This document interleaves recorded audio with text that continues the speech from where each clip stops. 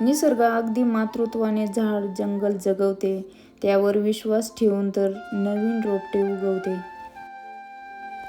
नमस्कार मंडळी, मी नीतू, सिम्पली नीतू या व्हिडिओ चॅनलमध्ये तुम्हा सर्वांचं स्वागत. आज भाजीपाला काहीच राहिलेला नव्हता. पनीरची भाजी बनवली होती. पनीरची भाजी बनवून झाली. नंतर भाजीपाला घेऊन आलो. बाजारामध्ये भरपूर प्रमाणात आता थंडीचे दिवस सुरू झाल्यामुळं भरपूर फळभाज्या, आता बीट, आवळे, गाजर, पपया भरपूर सारे होते, घेऊन आलो. मी आवळे, बीट आणि गाजर जास्त प्रमाणात आणले आहेत. मी ज्यूस बनवत असते, तो उद्याच्या नाही ते परवाच्या व्हिडिओमध्ये मी तुमच्याबरोबर शेअर करणार आहे.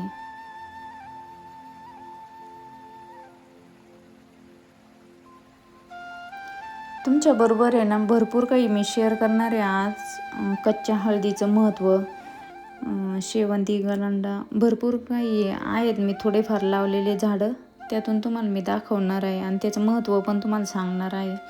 थोडे झाडं लावले होते, त्याचे भरपूर झाडं आलेत. हे जे झाडं आहे ते शेवंतीचं, हे जे फूल आहे ते गलांड्याचं आहे. आता ही जी शेवंती आहे त्याला छोट्या छोट्या बारीक बारीक कळ्या आल्यात, भरपूर प्रमाणात आल्यात. ज्यावेळेस आणलं होतं त्यावेळेस थोडीशी मी कटिंग केली होती, शेंडे कापले होते, तर त्या ठिकाणी भरपूर कळ्या आल्यात, खूप साऱ्या कळ्या आल्यात. आता हा जो दिसतोय तो पिवळा गलांडा आहे.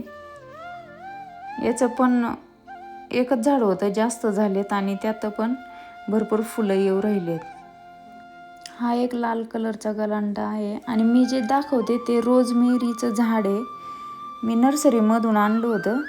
रोजमेरीचे पण भरपूर फायदे आहे. केसांचं आरोग्यासाठी चांगले आहे, केसांची वाढ सुधारते, नैसर्गिक चमक देते.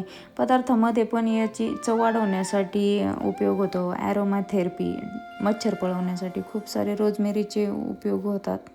आता हे जे झाड आहे ते अक्कलकाऱ्याचं आहे. याचा उपयोग उचकीवर होतो, तापावर फायदेशीर असतं. सर्दी, सांधेदुखी, जखम लवकर बरी होती, त्यासाठी ते अक्कलकार आणला. कोरोनामध्ये आणला होता तो.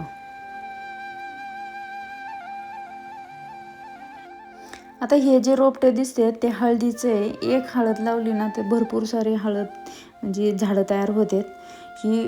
हे जे दिसते ते कंद हळदीचे आहे.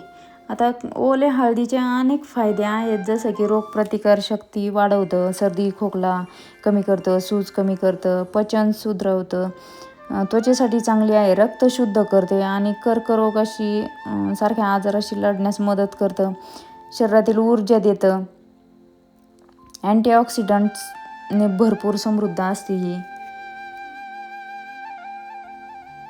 आता ही जी कच्ची हळद आहे ना, काढण्याजोगी नाही आहे आत्ता.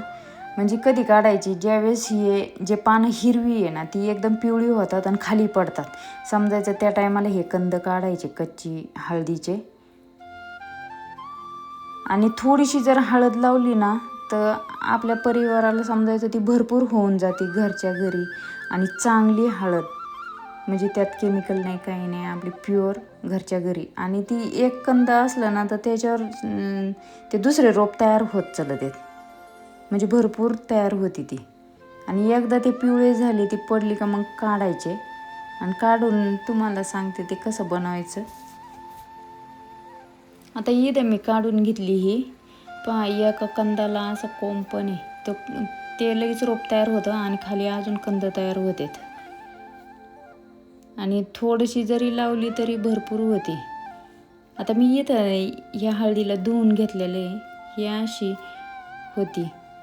आणि मग याचे समजायचे छोटे छोटे काप पण तयार केले, तर तशी पण वाळवू शकता काप करून आणि पावडर करू शकतात. नाही तर मग आहे ना हीच आहे ना बॉईल करायची आणि थोडंसं कुस करून ठेवायची, ती वाळवायची आणि तशी पण होती ही. कच्ची हळद पावडर फॉर्ममध्ये 2 प्रकारची होती, एक बॉईल करून आणि एक छोटे छोटे काप करून होती. आता मी इथं काप करून घेतले होते. इतका छान सुगंध सुटला होता आणि पिवळी पण पाहताय तुम्ही, पिवळी होती.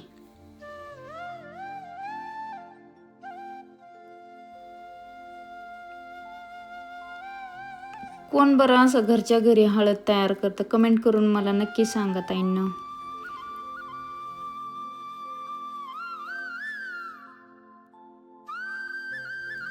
मी 5-6 दिवसापूर्वी हे कढीपत्त्याचे पूर्ण पानं तोडले होते, म्हणजे कटिंग केली होती आणि त्याला पहा किती छान फुटवे फुटलेत. एवढे जरी पानं आले ना तर आपला तडका होतो घरच्या घरी आणि आपल्या घरचा. पहा किती सुंदर फुटलाय तो. म्हणजे निसर्ग आपल्याला दुपटीने देतो. आपण एकपट केलं ना तर निसर्ग दुपटीने देतो आपल्याला. तुम्ही शेवटपर्यंत व्हिडिओ पाहिल्याबद्दल ताईंनो तुमच्या मनापासून आभार. परत एकदा भेटूया नवीन एका व्हिडिओमध्ये. सर्वांना श्री स्वामी समर्थ ताईंनो.